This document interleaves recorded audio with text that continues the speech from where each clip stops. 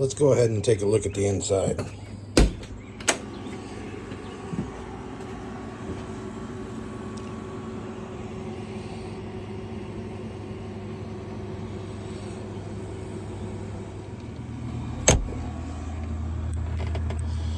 So this is what it looks like from the inside. That's my front door. Got a pretty heavy blanket. This keeps the temperatures outside and nice and cozy inside here. Let's see, I've got my thermostat. It's a wireless thermostat. I'm able to use that in the wintertime with my heater, in the summertime with our air conditioner. I have converted a few of these puck lights to have their own power source of 4.5 volts. They normally run on 3 AAA batteries. Has a remote here. I've got dual remotes for this system. I can turn them off, I can turn them on, color change, all that kind of cool stuff, right? Over here you can see we have a little shelf that we can pop out with the bottom. Holds a little bit of weight. We've got a C-type power charging, so at night you can plug in your phone right there. You got your own, if you imagine, if you're laying right here, you have your own fan on each side. We got handrails over here for support. This is the view that you have. I have my refrigerator, microwave. We have a little porta potty set up for my girlfriend to use the bathroom at night. Okay, over here, Amazon for bugs and whatnot. We have the bug zapper, little Coleman light. I got that when I purchased their hot water on demand unit. They gave you a little bit of incentive, I guess a really good discount on this other product when you buy the other. So we have into the frame of the trailer, really sturdy iron hand grip right here for, I'm a little overweight and getting old. I need to be able to not have any accidents and stuff. So there's plenty of support to grab everywhere,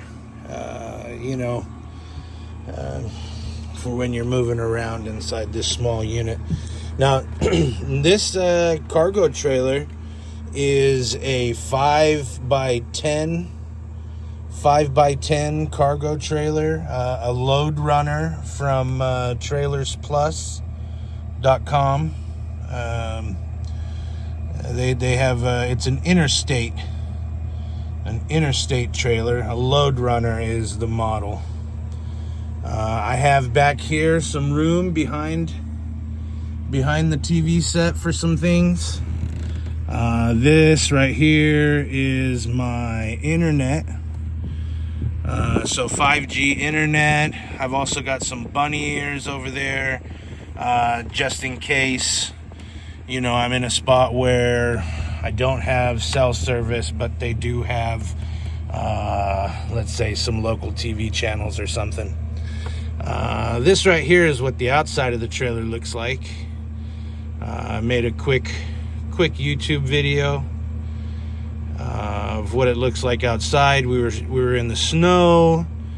The solar panels were covered up, so you can see I've got the generator going there. Here, let's play it one more time, and I'll pause it there. Yeah, so we got the generator, the little trailer. I'm telling you, it's the smallest Interstate trailer. Smallest, biggest, let's say. I'm able to fit this trailer in my garage, and my girlfriend is able to stand up in it. When the bed is fully extended, it comes out here to the edge, you can kind of see. Got like a 9-inch memory foam. I'll I'll post some photos, or actually I'll probably be making another video pretty soon. But yeah, this is the Cozy Coconut. We had to travel to California. A friend of ours passed away, and we had a brief moment to see him beforehand, and we wouldn't have been able to do it without sleeping in this trailer. And so it really did do what it was supposed to do. You can see I got a little neon flamingo there. It's LED. You can find that on Amazon. It's battery powered, so if we're ever out in some campground or whatever, I can pop it outside and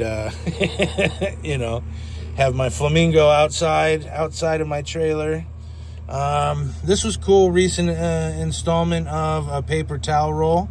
You can see down below we have a place for bathroom goods. I got some DVDs. Down below here we got my charging and stuff. Since we're at home, I'm using the power source from the side, the shore power, for the air conditioner. Normally I would have it running off the battery and such, but right now we're chilling at home. We have it insulated on the sides. Behind the plywood and stuff, there's styrofoam. Up in the roof, we have 2 layers, 2 inches probably of styrofoam. The Tyvek or whatnot that you can get at Home Depot. Let me see. Plenty of storage room underneath the bed. I have a couple of these beams that go across are reinforced with steel and then coated with the indoor-outdoor carpet, so it kind of matches everything, but it's not just plywood going across. I'm almost 300 pounds, and I wanted something that was going to support the bed and still have the complete storage space underneath to like slide bigger stuff, maybe a table or I don't know. For us, we put our camping chairs, our table, our folding table. We had maybe 6 yellow totes, 3 for her and 3 for me, to put our clothes and stuff like that. In the snow, this thing did really, really well. And I was able to maintain 65 degrees, 67 degrees when it was freezing outside, close to 70 degrees without running my battery all the way to the ground. So it managed to keep us 12 hours. I sleep pretty good in this trailer. 12 hours or so of running the air conditioner or running the heater. So the little heater, I think, will drain the battery quicker than the air conditioner does, which sucks. Is when the battery goes dead, the inverter starts beeping, and so it can wake you up pretty bad in the morning. But a 200 amp hour battery from Renogy. It's all hidden behind that area right there. Back in there is where my power board and all that kind of stuff is.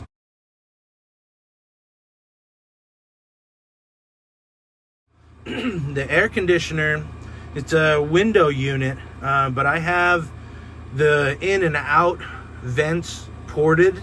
There's a drip tray underneath the air conditioner that has worked really, really well. I've checked it out and inspected. There's no leaking there. It goes down underneath the trailer.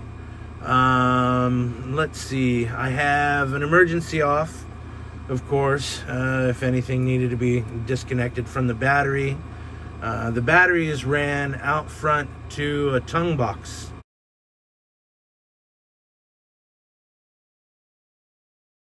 Dehumidifier. That right there is really good to keep the moisture down inside the trailer. It's done us really well. I've pulled out a lot of water from that, and I have not had any mold issues or moisture issues. Surprisingly, this very thick blanket here, the only place that I would get condensation is on the window. And so when I added the 2 layers of curtain there, thick blanket, some moving blanket, I added the multiple layers of that, and it kept the condensation on the window down completely. So there really is, I think this handle down here gets cold because it's attached to the outside. I can't insulate it, but there's not much in here that conducts any temperature from the outside. There's a pretty cool air gap for the most part, top and bottom sides. It's a brand new 2022 Load Runner Interstate. I got it from trailersplus.com here in Portland, Oregon. And the guts are pretty much Renogy everything. I have the DC to DC, so the alternator on my car, the alternator on the truck powers the charger. If there's no sun, like in the snow here, I could run the car and the generator at the same time to get like double the amperage. I think each source of charge that I have, I could max out at maybe 20 amps. So all 3 together, I get maybe 60 amps of charge. If it's a sunny day and I'm running the generator and the car's kind of idling, I can probably pull close to 60 amps of charge, which would get my 200 amp hour battery charged in a little less than 4 hours. So I think a lot of people are saying that it's not economical or whatever to have an air conditioner or a heater running off of a battery, but I think if you have a decent camper that's well insulated, and then you have plenty of ventilation. If you see that I got a fan going there, a fan going there, fan going there. These are all 4-volt desk fans that you can get from Walmart. I've got those pretty much running all the time. I have this fan over here that I had installed with a control. I can kind of have it trickle venting outside. If you're worried about like a small trailer or something like that not having enough oxygen and stuff, or having carbon dioxide poisoning from not having enough ventilation, that's why I installed that, and it's pretty good. It also helps with the moisture and condensation stuff, keeping the airflow going, but at the same time not running so fast that it sucks all your heat out. So yeah, I play with that, and depending on how cold it is outside or how muggy it is in here, I've got a little control. And that's basically just a computer fan. I bought the parts on Amazon. But yeah, that helps keep the place vented out. At night when I'm not in the trailer, lately I've been just turning that on and letting it just vent out all night, as well as having the dehumidifier working. Down here I've got another 9-inch fan that helps the air conditioner circulate its cold air, being the design that I put it down on the floor. If there's not enough air circulation, the bottom of the trailer gets nice and cool, but up here at the top where your head is, you can kind of feel the heat a little bit. So by having that fan down there pushing everything up, and then having these circulating fans up here at the top, I have no problem at all chilling out in this trailer. Anybody that's thinking about doing it, I would recommend it. It's basically feels like the inside of a trunk of a car. With the gray interior, pretty much everything is coated in this indoor-outdoor carpet that you can get at Home Depot. I think it's made out of recycled plastic. It doesn't burn that well, so there's not really a fear of fire. And it's soft. You wouldn't think that it's kind of soft. Now, if you were there putting a lot of, scratching on it, it's not the softest carpet, but at touching it, you know what I mean? It's soft. And in an idea where you would think there would be condensation and all that kind of stuff, you touch this and everything is so soft and fluffy that it doesn't get cold enough to condensate on. Like I said, though, down there, the handle that goes to the outside, that's about the only spot that I get condensation. This Hisense refrigerator from Walmart is pretty cool. Inside there, you can see we use it for our breakfast sandwiches from Costco and our creamer. This actually, I should probably change I'll change the battery on that. So this is going to be one of the things that I can't really wire up hardwired, being that it's in. Well, I probably could put something inside the refrigerator to give it a power source. So the way that I tricked this was that you can get these little dummy AAA batteries that don't have a battery inside. It's just like a placeholder, and you can attach a wire behind that dummy battery.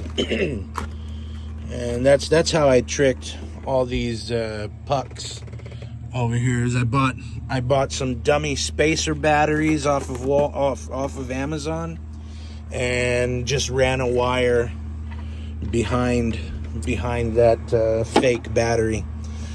You can see those on Amazon. Just look up dummy battery or fake.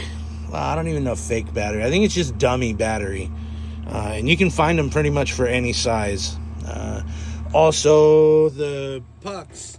So if you have three AAA batteries at 1.5 volts a piece, you add them up and it comes up to like 4.5 volts. So that's what each of these pucks are running on, is the 4.5 volts. On Amazon, you can get a little transformer piece that you can plug into a 12 volt power source and can drop it down to the 4.5 that you need. So each of those guys over there and over there and over here, they all have their own little transformer that dropped it down from 12 volts to 4.5 volts. So that's how I did that with the batteries. Let me see. The only thing that I really have in here running off of an inverter is going to be my refrigerator, the air conditioner and heater, and my microwave. My Ring doorbell is 19 volts AC. I didn't know that. I didn't know it was 19 volts AC, not DC. So that I had to run with a special inverter, or a special box plugged into the inverter.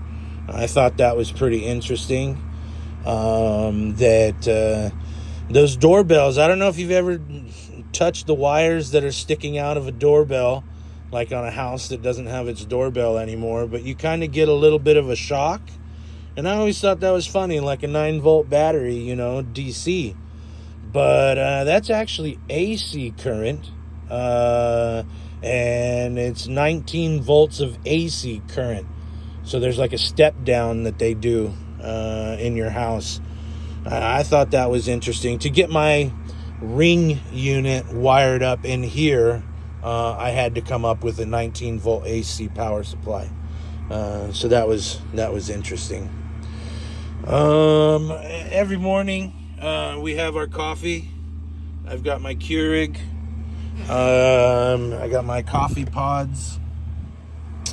That's pretty much what we have here for amenities. My drawers have this thing. Both drawers can come out with a it's like a little cutting board or something, but me and my girlfriend use it to eat food, and also as junk drawers for his and hers junk drawers. This is my home sweet home, the cozy coconut. I'm probably gonna have that airbrushed on the side outside, just to make it official. This TV set it's a 12-volt TV set. Runs off of a 12-volt battery. It's made for RVs, and so I didn't have to plug that in to the inverter. This over here is a Black & Decker 700-watt microwave. 1,000-watt microwaves are mostly what people have, but with my inverter and power setup, I was trying to go for the lowest wattage for each of my devices. So it didn't matter if it was AC or DC. I just converted the wattage. Anything that was low wattage, I was like, okay, that's what I need for this. So everything that was installed in here was going off the idea to try to last at least 12 hours at night without the inverter going beep beep beep beep beep beep beep beep. So and actually this trailer has been a champ as far as lasting the whole night through. I can't sleep when the air conditioning is not running. If it gets too hot, I can't sleep in the morning. If it gets too cold, I can't sleep at night. And so this trailer has made it to where I think I have a problem oversleeping now because it's very comfortable. It's completely blacked out, so no light gets inside. The sound, if you're parked out by a park and the kids start playing, you can kind of sort of hear that. Or if you're near a tree that has a really loud bird, I think we've experienced that. But other than that, like really, you can't hear shit in here. I get awesome sleep. So this is our sandwich cutting board. I usually make a deal of where we put our cutting board out and I make a sandwich and cut it in half. And me and my girlfriend will share a sandwich for lunch. So it's kind of one of the things that I look forward to in the day is being able to share a lunch or split a sandwich sometimes with my girlfriend. Also, a little glass of wine doesn't hurt with a sandwich. I've parked this camper on the beach, and we've eaten a sandwich and shared some wine overlooking the ocean, which that right there kind of pays for this whole thing as making it worthwhile. I hope you liked the video. I'm sorry for rambling on and on and on, but I just wanted to give everybody an opportunity to see what it looks like in here without the bed. The bed kind of takes up a little space. It's a 9-inch memory foam, so it kind of comes down to, a little bit below the handles there. But overall, super duper comfy. When it's in this, I call this sport mode. Crocs they have sport mode. Right now we're in sport mode. I have the bottom of the bed pushed back a little bit, and then normally we would have like the bed, since it's memory foam, just kind of sits in the corner there really, really well. So it turns into kind of like a day bed or a sofa. So I'll be showing you guys what that looks like soon. All right, man. You guys have a good time. a good day, whatever. This was Ollie, and that was the Cozy Coconut Camper. All right.